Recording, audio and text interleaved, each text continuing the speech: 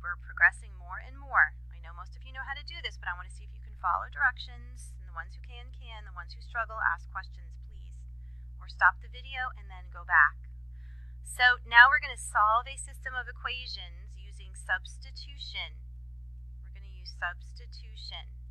First step you have to do, take your easier equation and solve it for y. We just did that in our last video. So you're going to do this for y. What do I do to both sides to solve this for y? All I do is take away x from both sides. Okay, now I have it solved for y. Second step, take what you found out y is and plug it into the first equation for y. Now this is going to combine everything that we just did. So distributive and all that. So we keep our 3, then we make a parenthesis, and we put this in the parentheses. That's what substitution is.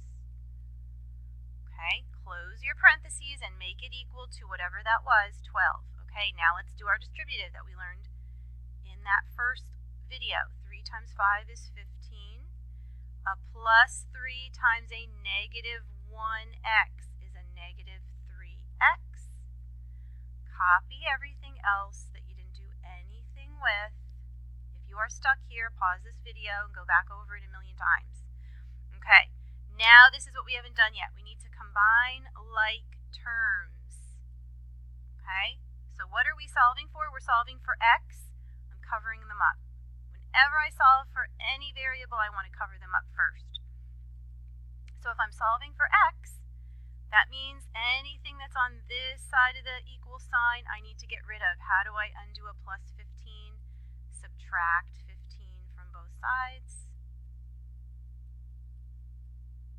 So now I have 12 take away 15 is negative 3. Now I'm going to look under my blocks and combine those terms because they're like terms. They're the same. They're both x's. I can do 2 x's, take away 3 x's. So 2 x's, take away 3 x's, use your calculator, is negative 1x. Remember, if I ever have a problem solved for a negative number, take the opposite of this side. A negative 3's opposite is 3. X is 3. Okay? If you get that far, I'm fine.